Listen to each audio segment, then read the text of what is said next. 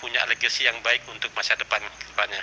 Dan kita hal yang penting sejak tadi pagi dan hari ini bertepatan dengan Hari Pahlawan. Hari Pahlawan Nasional ya, 10 November hari ini.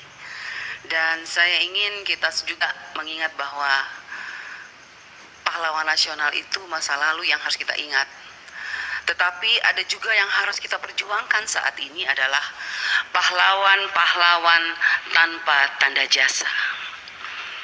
Guru-guru honorer yang sudah mengabdi belasan tahun di daerah-daerah terpencil, yang sampai hari ini masih menangis karena mereka tidak pernah merasakan keadilan dari pemerintah. Mereka yang sudah mengabdi di desa-desa, di pelosok-pelosok, yang harus menyeberang sungai, yang harus langgar kali kalau orang NTT bilang, ya, yang kadang-kadang kalau banjir taruhan nyawa, tetapi sampai hari ini mereka tidak bisa masuk lolos P3K. Itu yang pertama. Saya minta perhatian Pak Menteri dan seluruh jajaran untuk guru-guru yang ada di pedalaman yang sudah mengabdi belasan tahun, Pak, bukan 1-2.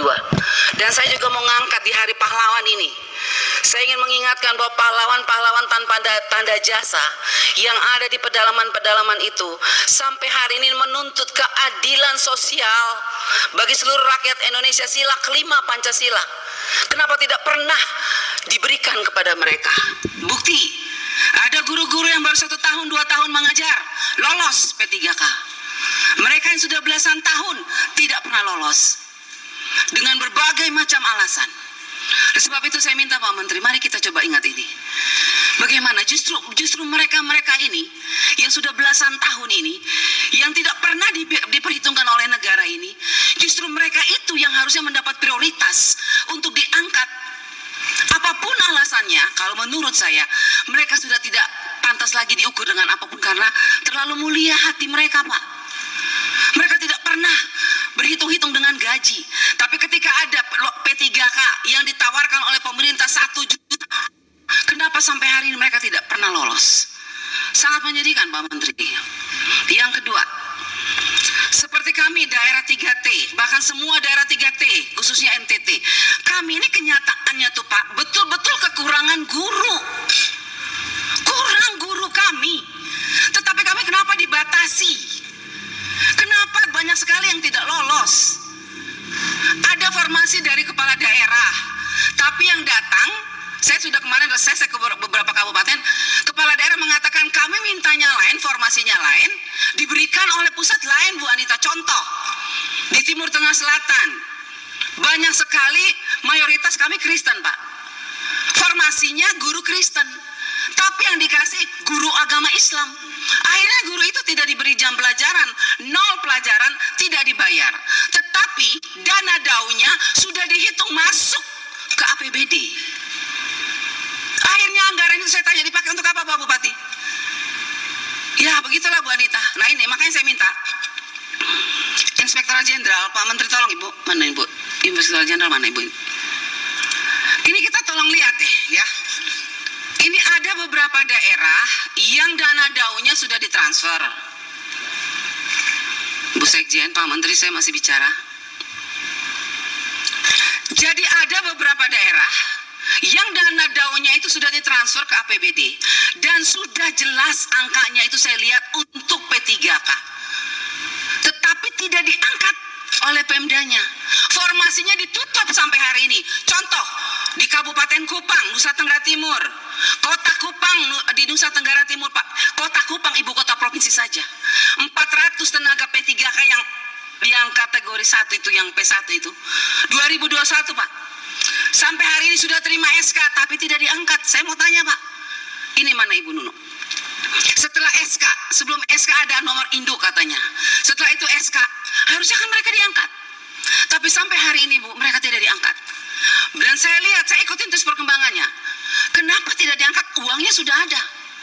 Bahkan sekarang 2023 ditambah lagi anggarannya. Saya bingung ini. Ini prinsip penganggaran P3K yang ditransfer dari Menteri Keuangan ke daerah tuh pakai prinsip yang mana ya? SK dulu baru ditransfer uangnya, artinya kalau sudah ada SK berarti mereka harus diangkat. Tapi kok sudah ada SK, alasannya NIK. Padahal NIK itu dasar pembuatan SK. Ini pemerintah daerah bolak-balik ini. Saya minta tolong nanti Ibu Inspektur Jenderal kita apabila perlu Menteri dan Bu Nunu. Kalau tadi saya senang sekali Bu Nunu bilang ada kenaikan 42% setelah rakor. Coba Bu, sekarang saya ajak nih kementerian kita rakor di daerah. Ya, jadi jangan hanya kementerian rakor dengan para bupati, gubernur di daerah selesai. Guru-guru honorer tidak tahu di bawah. Saya mengajak Pak, mari Bapak Ibu yang ngurusin P3K, kita rakor di daerah. Dudukan kami anggota DPR RI dengan bupati dan gubernur dan panitia seleksi nasional. Kita pengen tahu sebetulnya persoalannya di mana. Orang anggarannya ada. Tapi kenapa pemerintah daerah tidak mau angkat? Alasannya apa? Dana DAU kurang. Setelah kita lihat DAU-nya nggak kurang, berlebihan malah. Nah ini persoalan. Jadi saya minta ini Bu, contoh ya Kota Kupang, Kabupaten Kupang. Kita segera turun kita lihat. Mereka tuh sangat gelisah saat ini karena apa? Lulusan-lulusan yang passing grade 2001 nih kita bilang. Padahal sekarang kita sudah mau tentukan anggaran 2022, 2023. Tapi 2001 belum selesai. Selesaikan dulu 2021. Lolos passing grade sangat banyak, tapi dicuekin oleh daerah. Pertanyaan saya kepada Pak Menteri, Anda sebagai Menteri Pendidikan yang punya guru, tenaga honorer yang kita tahu bahwa NTT itu sangat membutuhkan tenaga guru. Persoalannya Pak Menteri kok diam aja ya? Enggak apa Pak Menteri. Kalau menurut saya Anda hanya diam, Anda hanya sibuk urusan secara nasional. Lihat dong ke daerah. Ini banyak guru-guru yang lolos passing grade Pak menangis. Karena apalagi Bu, mereka dengar katanya tanggal 13 ini ditutup ya, Bu Nunu ya. Ditutup. Mereka bilang Ibu kalau sudah ditutup maka nasib kami seperti apa? Tapi harus tunggu tahun depan lagi. Kalau daftar tahun depan lagi turun dari P1 ke P2 lagi. Padahal mereka lulus sekarang nih. Nah jadi saya minta tolong Pak, kalau bisa untuk kita selesaikan masalah di daerah, saya minta untuk tanggal pendaftaran yang batas tanggal pendataan ini tanggal 13 saya minta diperpanjang. Kita selesaikan masalah, kita jangan lompat nggak jelas Pak. Saya minta diperpanjang, bila perlu Bu pimpinan, mulai pimpinan, saya minta Bu kita harus undang Konselnas tuh. Duduk Bu kita bicara bagaimana sih mereka transfer uang. Kok enak sekali bupati, gubernur dan segala macam. Kalau kita undang susah sekali mereka, tapi itu uang negara, uang pusat yang harus kita awasi untuk tenaga P3K yang kita perjuangkan di sini. Kita capek berteriak di sini, mereka menangis di sana. Siapa yang diuntungkan di sini? Harusnya yang diuntungkan adalah guru-guru honorer, bukan pemerintah daerah atau siapapun yang terlibat di dalamnya. Oleh sebab itu saya mohon Ibu pimpinan kita harus segera panggil tuh Panselnas, panggil tuh BNPAN RB, Menteri Keuangan. Apa dasarnya mereka transfer? Sekarang Bu saya dengar Bu, sudah ini awal tahun ini ditransfer lagi untuk P3K, tapi diangkat-angkat enggak. Terus uang ini untuk siapa? Terus siapa yang mengawasi uang ini? Terus tangisan air mata P3K yang sudah lolos passing grade, siapa yang harus menghapus air mata mereka itu siapa? Kalau bukan kita sebagai wakil rakyat, kalau bukan Anda sebagai menteri, siapa? Hanya kita yang bisa. Jadi mari Bapak Menteri, saya minta kita bergandengan tangan, kita hadapi persoalan ini bersama. Kita turun ke daerah, kita tunjukkan sama P3K bahwa kita di pusat sudah berjuang.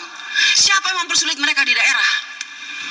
Kalau memang bupati mengatakan dana DAU-nya kurang, suruh mereka buka. Berapa kebutuhan mereka setiap tahun? Ada tambahan atau tidak? Kalau ada tambahan ya itu untuk P3K. Apalagi sekarang P3K untuk 2023 dananya dikunci. Walaupun kuncinya terlambat. Karena 2021 itu tidak terkunci. Ini penting Bapak Ibu. Jadi sebetulnya yang kita ngomong dari tadi ini persoalan sudah ada Bu. Uangnya sudah ada di daerah.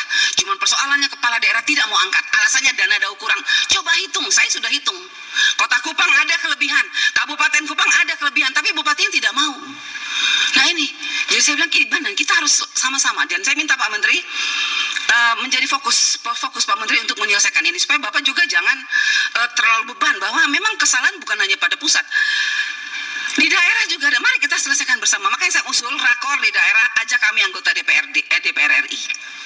Biar jelas, clear, Bila perlu dudukin itu DPR provinsi, DPRD kabupaten, supaya mereka tahu ini uang APBN yang berubah jadi APBD yang tidak bisa mereka pakai seenaknya, khusus untuk P3K.